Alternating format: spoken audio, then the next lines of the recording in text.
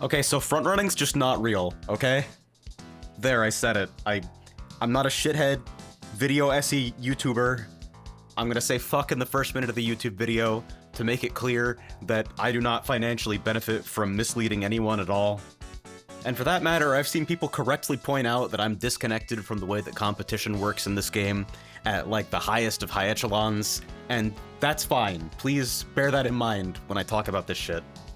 I'm better than almost everyone, but that's an easy target to achieve when the player base is full of 10-year-olds.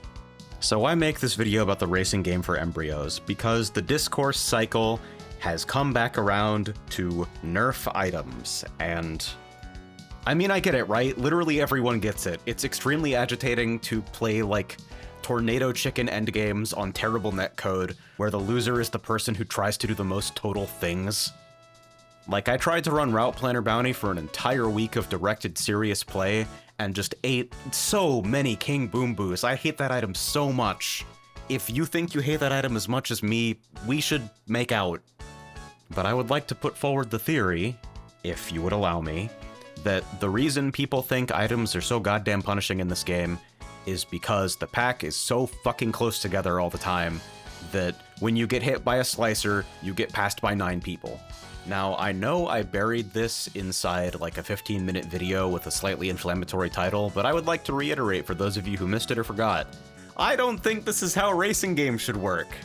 I think that expecting combat systems and comeback systems and the overall flexibility of the driving model to handle players being crammed together in like 1-inch confines all the time is ludicrous. Of course high-level races are falling apart.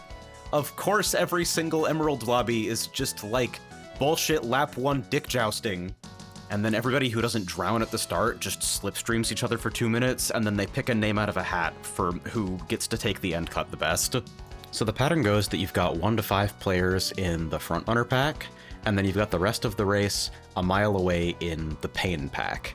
And if you're at the front of the pain pack, your life is terrible. Your life has 0 purpose. But in this configuration, at the very least, everybody in the frontrunner pack is more likely to be a player who can drive well, and so they're all likely to place in front of the pain pack and get somewhat recognized for driving well.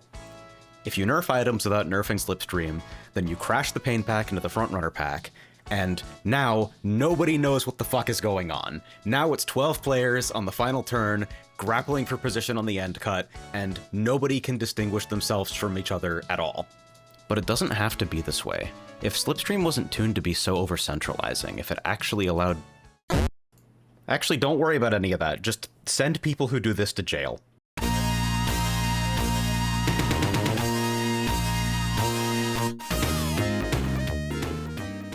This video was brought to you by the Focusrite 4i4, the worst piece of hardware I have ever used, and the most unstable part of my PC setup since the day I plugged it in.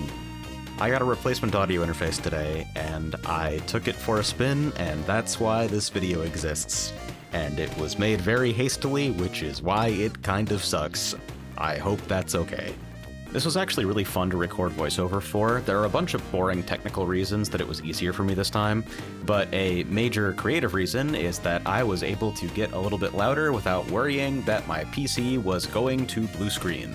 If you watch my streams, you know this has been an infrequent but recurring bugbear when working with this particular thing. And guess what? When you buy hardware that doesn't suck, it doesn't have this problem. Yay! So, that's cool. Hey, don't look up how much the 4i4 actually costs.